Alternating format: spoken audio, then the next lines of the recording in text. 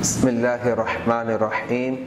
الصلاۃ والسلام علیک یا رسول اللہ۔ آج آپ حضرات کے سامنے جو حدیث مبارکہ میں پیش کرنے کی سعادت حاصل کر رہا ہوں، اس حدیث مبارکہ میں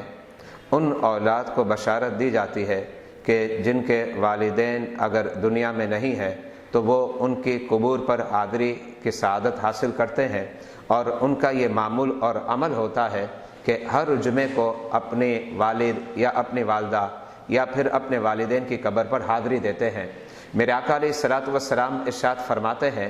من زار قبر ابویہ، کہ جو شخص تم میں سے اپنے والدین کی قبر کی زیارت کرتا ہے اور حاضری دیتا ہے، او احدہما،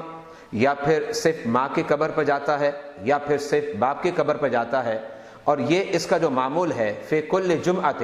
ہر جمعے کو یہ عمل کرتا ہے، تو میرے آقا علیہ الصلوۃ والسلام نے ارشاد فرمایا، غفر لہ، رب اس سے اتنا راضی ہوتا ہے کہ اس کے سابقہ گناہوں کو معاف فرما دیتا ہے۔ مذکورہ حدیث مبارکہ المعجم الاوسط کے اندر موجود ہے، جو حدیث نمبر ہے 6114، اور اس کے علاوہ المعجم الصغیر کے اندر بھی ہے 955، اور اس کے علاوہ امام بہقی نے شعب الایمان کے اندر درج کیا، حدیث نمبر ہے 7522، اور الترغیب و ترہیب کے اندر بھی یہ حدیث موجود ہے، جو حدیث نمبر ہے 451۔ وآخر دعوانا الحمدللہ رب العالمین۔